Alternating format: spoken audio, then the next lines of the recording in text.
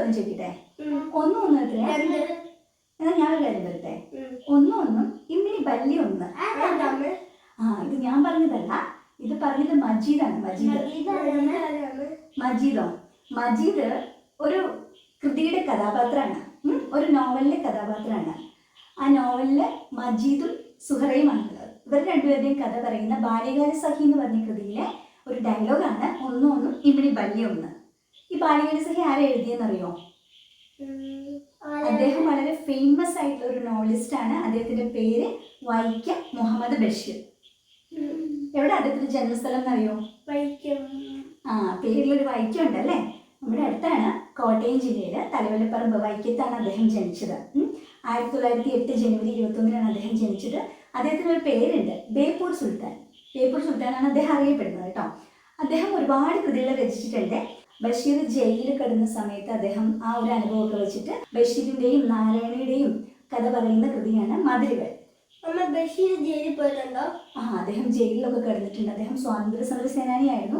ബ്രിട്ടീഷുകാർക്കെതിരെ അദ്ദേഹം ലേഖനമൊക്കെ എഴുതിയിട്ടുണ്ട്.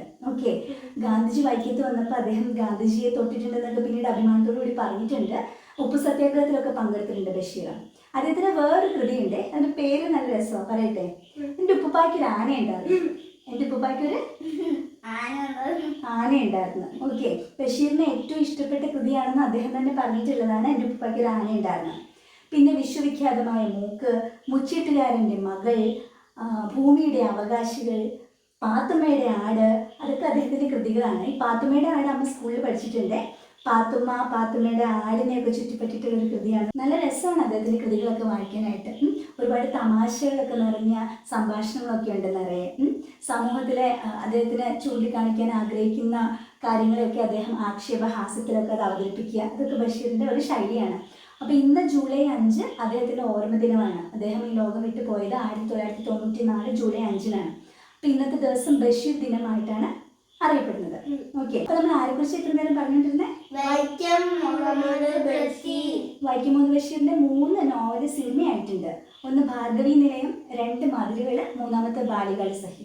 ഓക്കെ, അപ്പൊ ഒന്നൊന്ന് ഇമ്മിണി ബല്ലി ഒന്ന് അല്ലേ? ഒന്നൊന്ന് ഇമ്മിണി ബല്ലി ഒന്നാണ്. പക്ഷെ നമ്മുടെ മാത്സിൽ എപ്പോഴും ഒന്നൊന്ന്. അപ്പൊ ഇന്ന് ഈ ജൂലൈ 5-ന് വൈക്കം മുഹമ്മദ് ബഷീറിന്റെ ഓർമ്മ ദിനത്തില് ആ അതുല്യ പ്രതിഭയ്ക്ക് അദ്ദേഹത്തിന്റെ ഓർമ്മകൾക്ക് മുൻപിൽ പ്രണാമം.